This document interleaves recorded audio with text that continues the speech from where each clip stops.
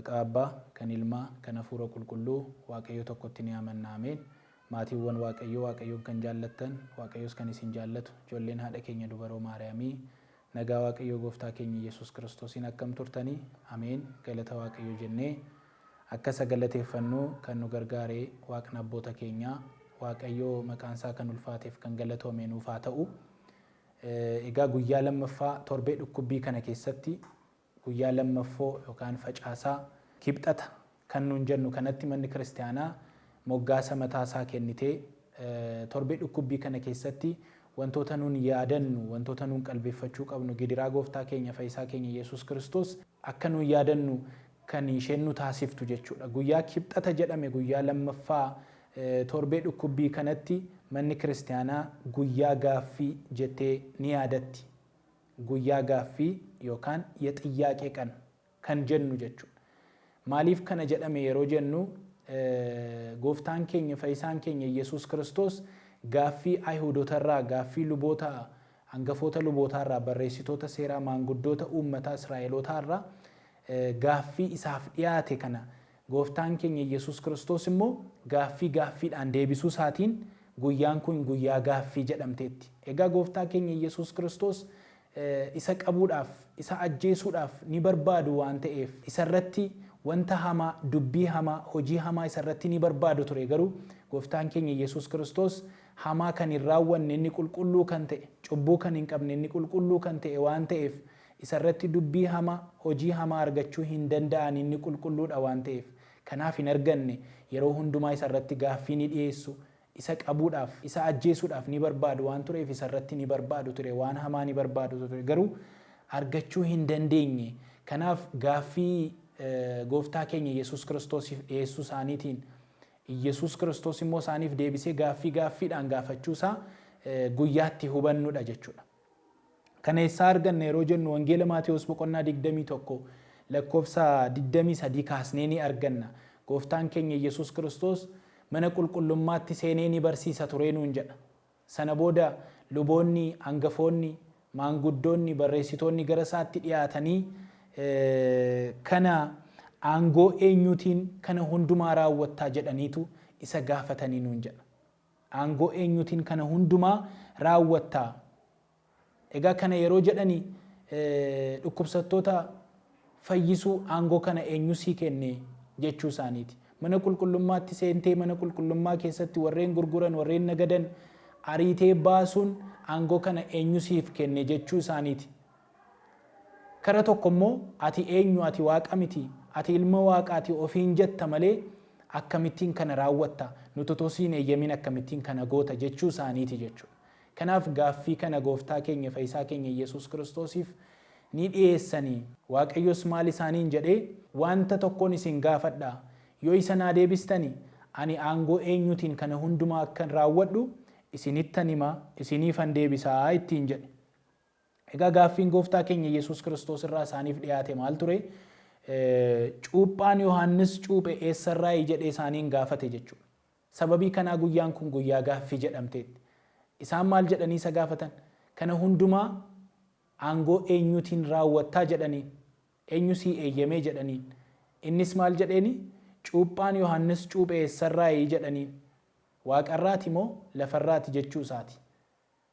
Gaaffiin Kiristoos isaaniif galeera. Isaanis maal jedhanii? Ni mari'atanii. Yoo samiirraati jenne maaliif itti namanne reenuun jedhaa?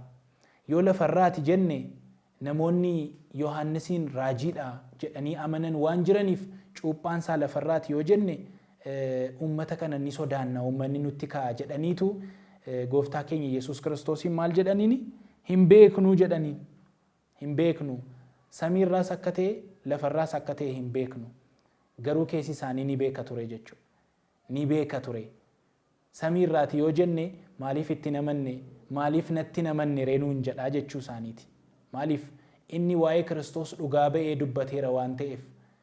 Ani kophee miilla isaallee tuquu kan hin dandeenye gidduu keessan dhaabbatee kan jiru, ani bishaaniin isin cuupha, inni garuu hafuuraan isin cuupha jedhee akkuma dubbate sana Kiristoos waaqa ta'uusaa dubbateera waan ta'eef Yohaannis cuuphaan maaf itti namanne, maaf isan simanne nuun jedhanii waan sodaataniif hin beeknu jedhanii. Kanaaf gaaffiidhaan akka deebise Kiristoos gaaffii isaan gaafate sanaan immoo deebii akka isaaf hin deebisne agarsiisuudhaaf manni kiristaanaa kana ni barsiisti jechuudha. Kiristoos waaqa akka ta'e garuu keessi isaanii ni beeka ture jechuudha. Keessi isaanii ni beeka ture. Gooftaan keenya Yesuus Kiristoos anis aangoo eenyuutiin akkan kana hunda raawwadhu, aangoo eenyuutiin akkan dhukkubsataa fayyisu, aangoo eenyuutiin akkan mana qulqullummaa keessaa warreen nagadan ari'u isinitti himuu jedheen. Maaliif? Isaan deebii sirrii isaaf hin deebisne waan ta'eef, karaa gaariitiin isaaf hin deebisne waan ta'eef, innis immoo aangoo eenyuutiin kan akka raawwadhu isinitti himu. Garuu gooftaan keenya Yesuus Kiristoos fakkeenyota lama kaaseetu isaaniin fakkeenyaan barsiisee ture. Fakkeenyaan barsiisee ture. Fakkeenyi inni jalqaba Wangeela Maatiyos boqonnaa 21 lakkoofsa 28 irraa kaasee kan argannudha. Maal jettu? Namni tokko ijoollee lama qaba ture. Innis iddoo waynii qaba ture. Isa hangafaas waamee, yaa ilma koo, har'a gara iddoo waynii kootii deemiitii hojjedhu ittiin jedhe. Ilmi isaa sunis maal jedheeni? Deebisee lakki ittiin jedhe. Booddee garuu gaabbeetu iddoo waynii sanaa ni deeme, ni gaabbee, ni deeme, ni hojjete. Ilmi inni lammaffaas akkuma kanattiin jedhe. Abbaan suni sana booda tole yaa abbaa ko jedhee iddoo waynii sanaa garuu deemee hojjechuu hin dandeenye. Ilmi inni jalqabaa maal jedhe? Hin dide. Sana booddee gaabbeetu gara iddoo waynii sanaa deemee ajaja abbaa isaa raawwate. Inni lammaffaa garuu tole jedheetu gochaa isaatiin immoo ni dide. Sana booddee lamaan keessaa fedha abbaa kan raawwate isa kamii jedheetti gaaffii dhiyeesseef namoota luboota kanaaf, maanguddoota kanaaf, barreessitoota kanaaf gooftaan keenya fakkeenyaan isaanitti dubbate.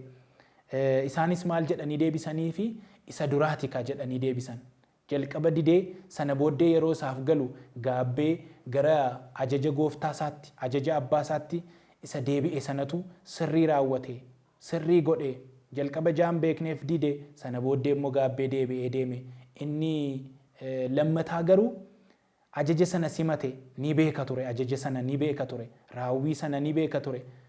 Garuu tole jedhee immoo gara iddoo waynii, iddoo ajaja abbaasaa sanaan deemne. Kanaaf isa jalqabaatu hojii isa gaarii hojjete jedhanii deebisaniif. Gooftaan keenya Yesuusis akkas jedheeni, ani dhuguman isinitti hima, qaraxxoonnii fi ejjitoonni gara mootummaa Waaqayyoo galuutti isin dursu.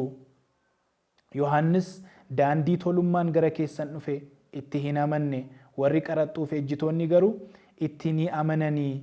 Isaanillee boodarra isatti amanuudhaaf argitaniittu, isin garuu gaabbii hin seennee jedheen. Kanaaf fakkeenyaan isaanitti dubbate jechuudha. Guyyaa gaaffii kan jedhamte kanatti fakkeenyaan Kiristoos isaan gaafate, isaan ofirratti deebii deebisanii jechuudha. Egaa isaan horiitii ni beeku, kitaabolii adda addaa ni beeku, ijoollee Abrahaamii ofiin jedhu, luboota, hangafoota lubootaati, maanguddoota ofiin jedhu. Ajaja Kiristoos garuu, Kiristoosiin garuu amanuu hin dandeenye, isa fudhachuu hin dandeenye, fayyina isaanii ofitti simachuu hin dandeenye jechuudha. Kanaaf isin dursanii warreen Yohannis cuuphaa isaan barsiise, warreen seera hin beekne, warreen ijoollee Abrahaam hin taane mootummaa Waaqayyoo dhaaluutti isin dursu jedhee fakkeenyaan itti dubbate. Fakkeenya lammaffaas isaaniif kaase. Fakkeenya biraa dhagaa jedhee, abbaan waynii dhaabee, dallaas itti ijaaree, iddoo cuunfaas ni qopheesse, gamoos ni ijaare, hojjettoota iddoo waynii sana akka eeganiif, akka kunuunsaniif hojjettoota isaaniif kaayeetu ni deeme. Sana booddee yeroo iddoo wayniin sun lalise, yeroo wayniin sun ga'etti namni mootiin suni namoota ni erge, hojjettoota isaa gara warreen qaxaraman kanaatti ni erge. Sana booddee isaanis namoota mootiin sun erge ni reebanii, tokko gara alaatti baasanii reebanii ni darbatanii, isa kaan ni ajjeesanii. Si'a lammaffaas hojjettoota isaa gara iddoo waynii kanaatti ni erge, hojjettoota baay'ee ni reebanii, akkuma isa jalqabaa sanaa irratti ni raawwatanii nuun jedha. Sana booddee ilma koo sodaachuu ni danda'u. Ilmi koo abbaa iddoo sanaatis waan ta'eef ilma koo ni sodaatu jedheetu mootiin sun ilma isaatti erge. Hojjettoonni hamtoonni kun garuu yeroo ilma isaa sana fagootti argan sana ilaa kan iddoo waynii kana dhaalu ilma gooftaati jedhanii irratti gungumanii isas qabanii ni reebanii ni ajjeesanii jechuudha. Ni ajjeesanii. Sana booda hamtoota kana mootiin sun maal yoo godhe wayyaa jedhee gooftaan keenya isaaniin gaafate. Egaa hamtoota kana ammaa balleessuu qaba malee warra hojii hamaa kana raawwatan hundumaa balleessuu qaba jedhaniitu gooftaa keenya Yesuus Kiristoositti deebisan. Gooftaan keenya Yesuus Kiristoos deebisee akkas jedhe.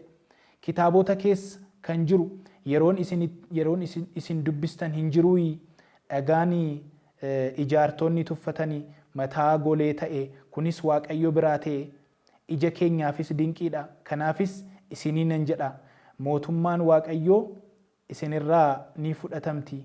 Firii ishee warra raawwatan ormaafis ni kennamti jedhee fakkeenya kanaan isaaniin barsiise. Kanaaf isaan fakkeenyota adda addaatiin barataniiru. Raajiin isaaniif dubbatameera. Kiristoosiin garuu simachuu hin dandeenye. Oriitii ni beeku, Kiristoosiin garuu simachuu hin dandeenye. Fayyina isaaniif kan dhufe gooftaa keenya Yesuus Kiristoos simachuu hin dandeenye. Kanaaf mootummaan Waaqayyoo isinirraa ni fudhatamti. Warreen seera hin beekne garuu Kiristoositti warreen amananiif, warreen ejjitoota ta'an garuu Kiristoositti warreen amananiif ni kennamti jedhee isaaniin barsiise. Kiristoosiin fudhachuu dhiisuu isaatti yeroo sana Kiristoosiin qabuudhaaf ni barbaadu ture. Kiristoosiin ajjeesuudhaaf keessi isaanii ni hawwe garuu qabuu hin dandeenye. Uummata sana sodaataniitu Kiristoos biraa ni deeman jechuudha. Maaliif Kiristoos akka raajiitti ilaalama waan tureef. Kanaaf fakkeenya kanaatiif sababii kanaatiif guyyaan lammaffaa kun torbee dhukkubbii keessaa guyyaa gaaffii xiyyaaqee kan jedhamtee ni beekamti.